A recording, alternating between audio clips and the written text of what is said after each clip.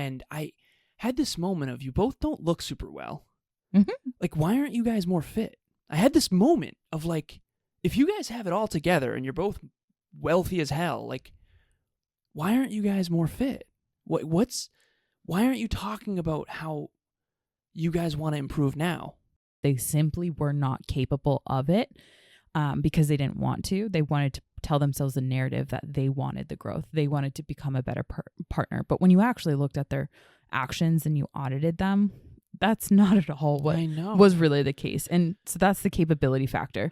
Capability is a byproduct of not only the partner wanting it for themselves, but them actually going beyond their comfort zone to make it happen. Conscious couples, business partners, and singles committed to attracting their dream partner. Welcome to the Conscious Couples podcast, where we share our life, love story, and combined relationship expertise to help you create and consistently cultivate the most magnificent, intimate relationship possible. Never again will you feel hopeless and alone in your intimate relationship challenges. Having accumulated thousands of hours coaching conscious couples and individuals all over the world, as well as starting and growing a global business together, Alan and I are here to guide you in all things relationships.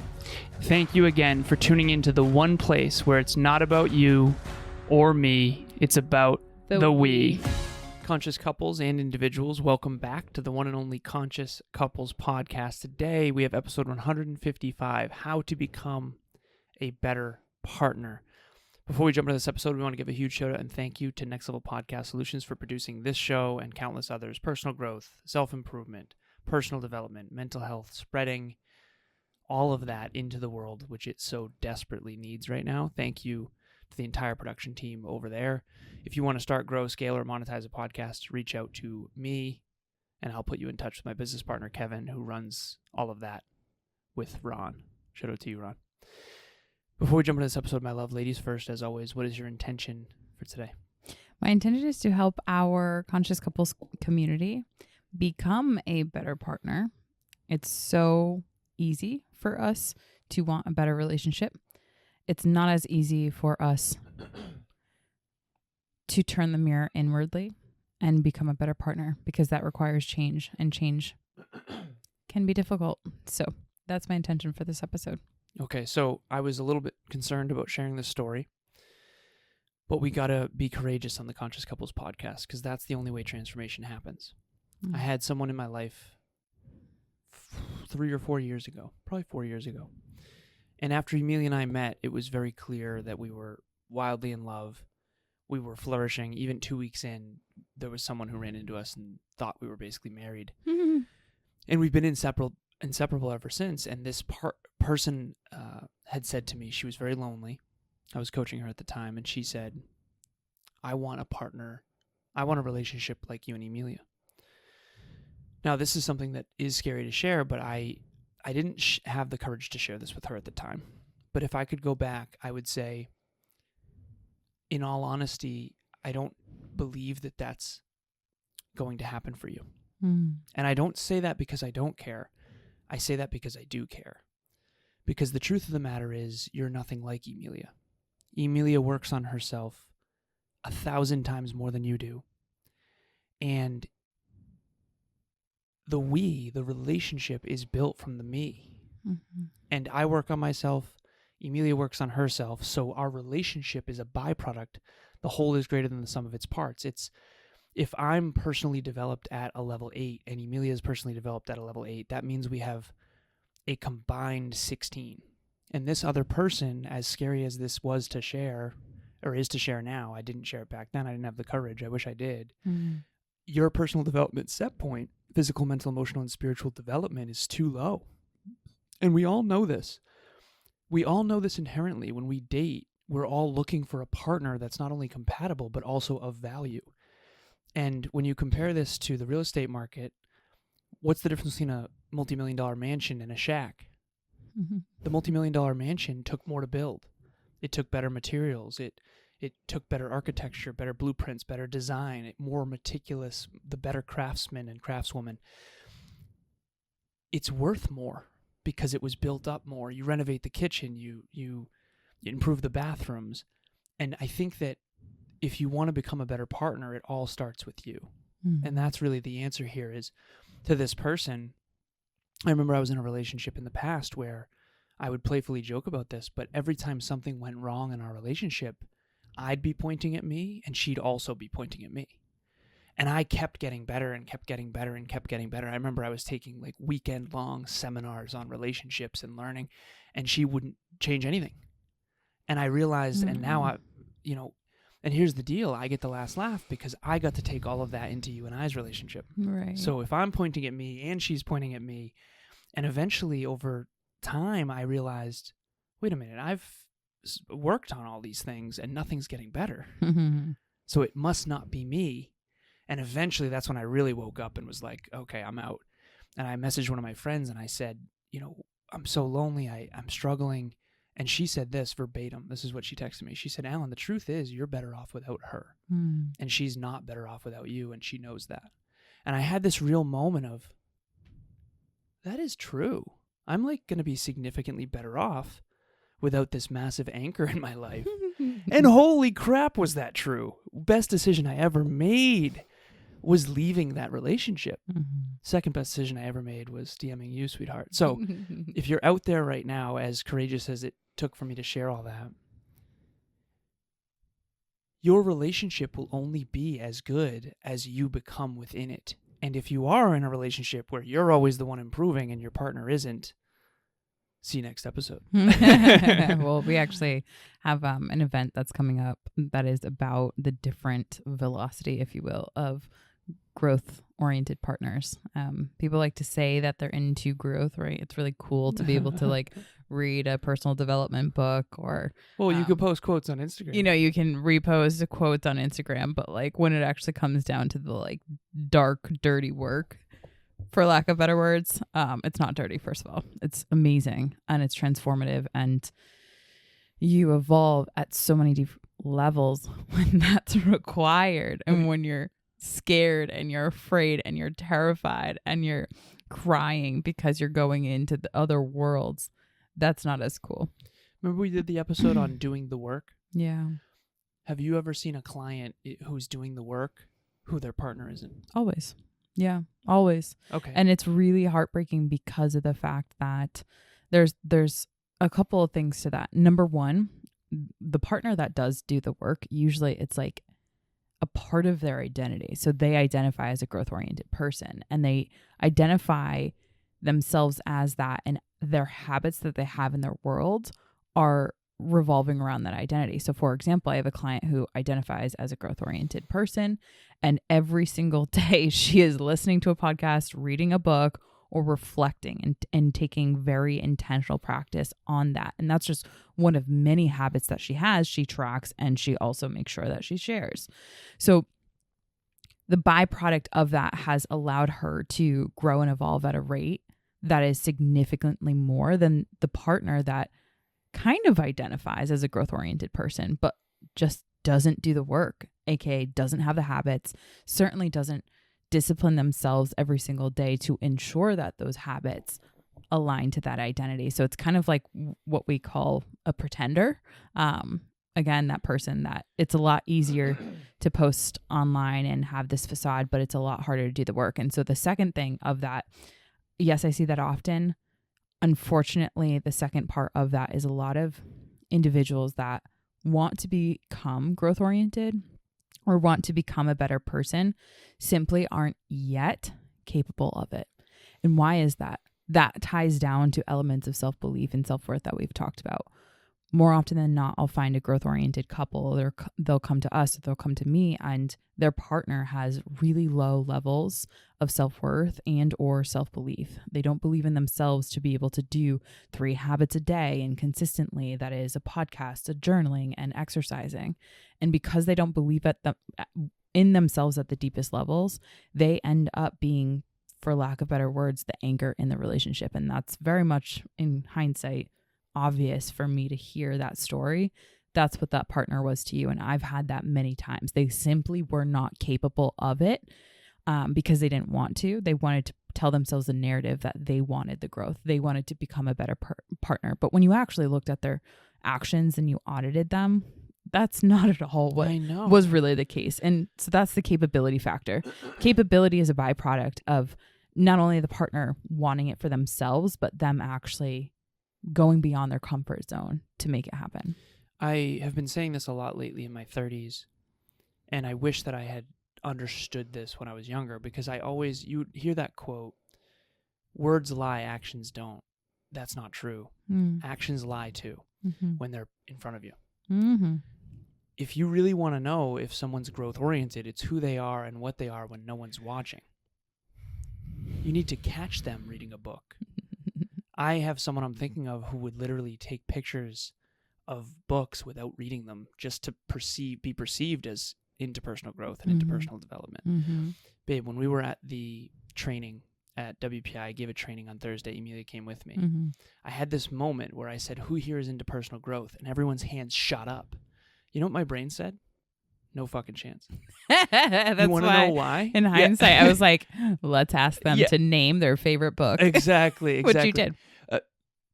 Did I? Later. I think later on, maybe. Yeah. But I don't want this to come off as negative, but I do need to know this, and I think all of our conscious couples need to know this because they might have rose-colored glasses like I do. The old me would have been like, awesome. All of you are doing Take it habits. at face value. All of you have therapists and coaches, and you all have tons of books, and you love personal development, and you wake up every day listening to books like Emilia and I. We literally see that every single day. That's when you ask me the question. The more growth-oriented person will project all of what they do on someone who's like, yeah, I like am all for personal development. It's like, what you mean all for is the small, tiny circle of a giant chasm of what you do. That's like saying, hey, who here loves basketball? And then the guy who's the weekend warrior who plays two hours every month, 10 minutes every now and then, and then the NBA player's like, I'm into it, right? And you can't tell the difference. Yeah, you can't tell. But you would tell the difference if you watched them live their lives. But no one can do that because who has the fucking time? Right. But anyways, the point of this is that your partner probably identifies as I'm into personal growth, but so does everybody. I've some of the least into personal development, personal growth, and self-improvement people I've ever met in my life identify that they are. And that partner that I'm referring to that was always pointing at me while I was pointing at me. It's a great position to be in. Also identified as interpersonal growth. Well, here's the insidious part of this that I'm like laughing at, because it's like, you and I were at the gym the other night, and it's the third week of January, and we're like literally every single day, Alan and I have been exercising for 1,061 days. And every other or every 2 days we are at that dang gym.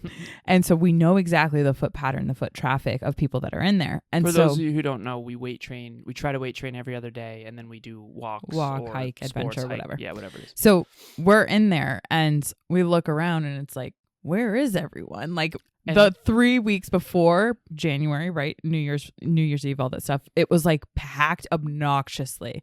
And we're looking around, we're like, it must be that third week of January. And Alan's like, it's really that simple? That's like, and we were both, we got really sad and depressed. And we were like, that's really depressive. Like, everyone. Is it that predictable? It's that predictable. So, but why I mention that is because it's just like, people have gym memberships, but they never actually go. Yeah. It's just like, I know someone who loves having an Orange Theory membership, but like very rarely, if ever, goes. Because you want to bask in reflected glory of, I'm someone who's into personal development, or I'm someone who's into mental health or professional development, whatever it is, into growth, right? You want to burg on that because it feels good to be around that light. But you don't actually do the work. And that's what is the insidious part about wanting a better relationship. You have to become a better person. You can't just get a gym membership and not go. It's just like, you can't just want a better relationship and not be willing to do the work. Yeah. Hi, I'm Derek, and I just wanted to talk about relationship talks with Alan and Emilia. If you're looking to get some help on working with your relationships, you should definitely give them a shot. They can help you identify certain patterns on things that maybe you didn't realize that you've done or that have happened. And if you want to be able to just start really kind of narrowing down the things that you can work on now that'll help you be more efficient for future relationships or even the one that you're in, they're definitely the ones to go see, as clearly they lead an example of what a great relationship should look like. And just in general, they're both incredibly intelligent and smart with just being able to pick out the things that maybe either you missed or that you knew but didn't really quite click yet. So you should definitely give them a shot, because they're very, very helpful and efficient at what they do. And so usually, not always, but a lot of times we'll see couples. We've been coaching for 4 years now, and I've been coaching individuals. You've been coaching individuals. Right now I'm coaching 23 people, not including the team, so 31 people, including my team. And all of them have partners. Not all of them. Most of them have partners. Mm-hmm. And I would put money that there's very few of them who are investing in coaching with me who their partner works on themselves more than them. Right. And it's almost like I have this moment where I'm like, your partner's so lucky. I know. Do you have those moments? I have those moments where too. your partner's so lucky. They don't have They to have do, they do no 1/10 idea the work, how- and they get to be with the best partners ever. And I all have we those do, and moments. not only, you're paying me. And they're in the seat to like see how they can be better for you. I know how, and that's what this episode's about. This episode is supposed to be about how you out there listening could be a better partner. Yeah. Let's flip it. Have you ever considered that your partner's not into growth, but they say they are? If Have you ever held the fire to their ass and told them, read that book? How many pages you got? But to bring this full circle, It's fun. if you want a better relationship, you have to work on what's within your control, and what's Yeah. within your control is you. And if you're listening to this show, one thing you can do to improve your relationship, although this had gone a different direction than I intended, is to work on yourself. And so Emilia and I wanted to Definitely. have a candid conversation with what is one thing that you think would make the biggest difference. If you wanted to improve you and I's relationship, what's Yeah. one thing that you would work on? One thing that I would work on would absolutely be reading more targeted, focused books about improving the quality of relationship. So anything in that stream, I would read more often, that focal point, that genre of books, if you will. And to bring you guys behind the scenes of Emilia's brain, and correct me if I'm wrong, the reason for that is what you focus on, you act on. 1,000%. And so you and I are studying, I'm studying productivity, business, and self-improvement. Yeah. I'm not studying relationships As nearly much. as much. Yeah. And because of that, Same. it doesn't get as much focus. Right, Right? exactly. And we're very Yep. focused on business in this phase. Yep, yep. For me, it would be simple. It would be become more consistent and reliable and present. Lately, I've been simple. very deep into business. Being the CEO of Next Level University, as Next Level University snowballs, has become very humbling. Coaching 30 people, it sounds cool, and it is cool, and it's my favorite work, but it's also the amount of people I'm pouring into, and I don't want this to come off as, oh, poor me. This is a choice. This was my choice. This is what I want.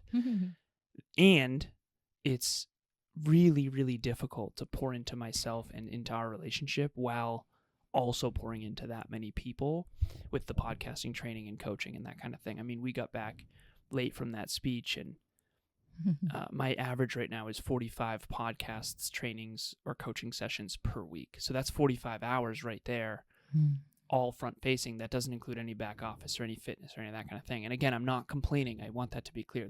I'm actually trying to bump that number up.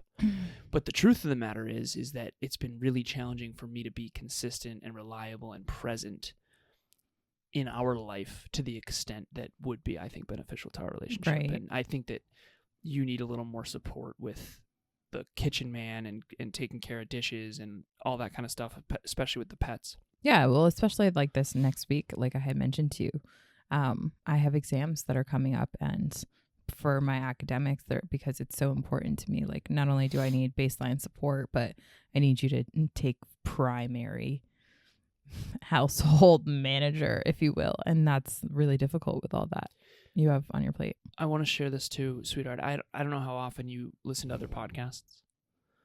Is that a question or Yeah. statement? I am asking, yeah. In comparison to what? Like other content? How often I would say at least once a week. you listen to other podcasts? Yeah, at least once a week. Okay. Who? It's not necessarily a who, but more of a what topic I'm studying. Okay. The only reason that I do it is I'm trying to understand the industry. So Right. the bigger names in the industry are Tony Robbins, Jordan Peterson, these names. Mm-hmm. And the more I listen to these people, sweetheart, and I'm bringing the listeners behind the scenes with why you're here. Because you could be listening to them, but you're listening to us, and I'm grateful. Those podcasts don't talk. I've noticed this trend, and I've been studying this industry for 10 years since I got into it when I was 26. I'm 36 now. They don't talk about where they're sucking. This is true.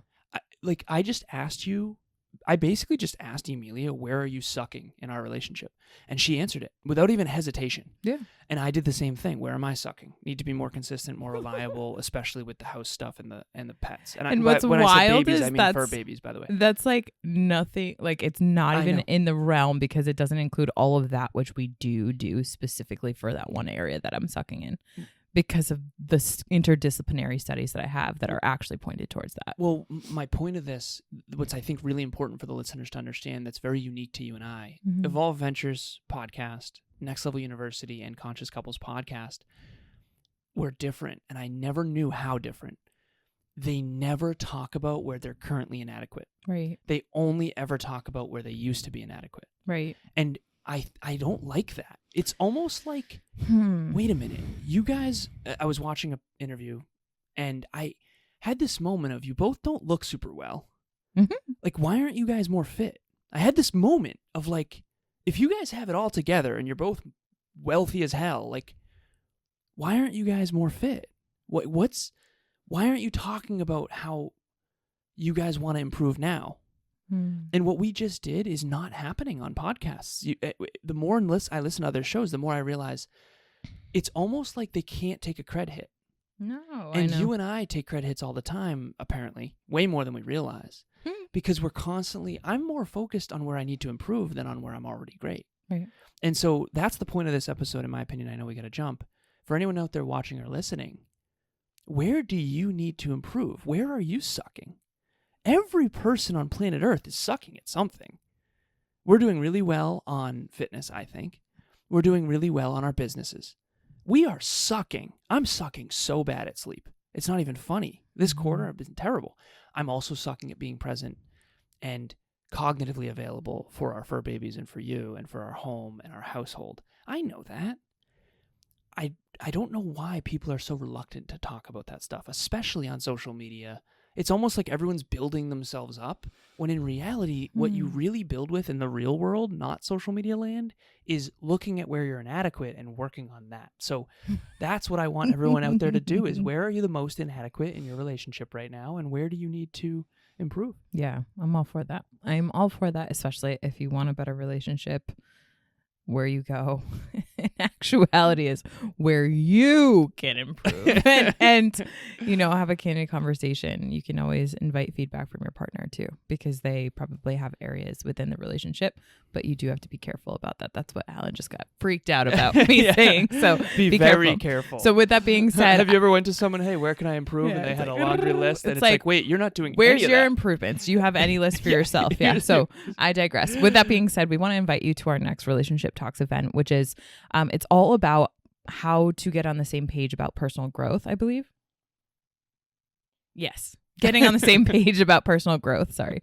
And really it's about this topic, which is, are you growing at the same rate? Do you have the same growth mindset? And if not, how do you not project, like we talked about in this episode, that your partner is doing all the things, and then what happens as a result of that, you resent them because then you find out the reality. They're actually just like considering listening to a podcast 2 years ago, right? So like that's another free opportunity for you and your partner, or just you, to get in a relationship or get in an event around other people who are just like you, who are trying to better their relationship.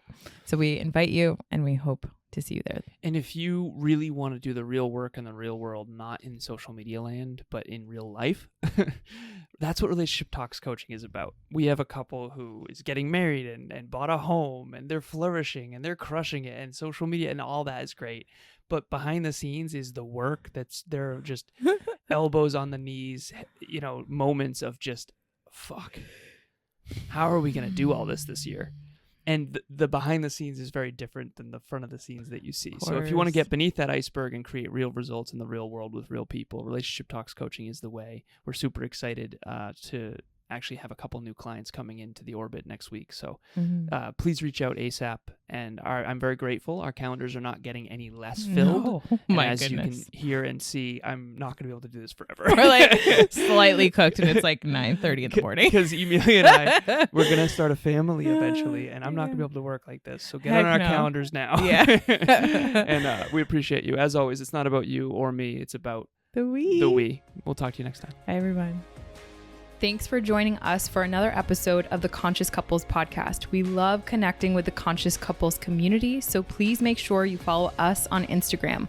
I am at Evolve with Emilia, and Alan is alazarus88. Also, if you or your partner resonated with this episode, leave us a review at the link in the show notes, and please share this with someone you love and care about. Until next time, remember, it's not about you or me. It's about The we.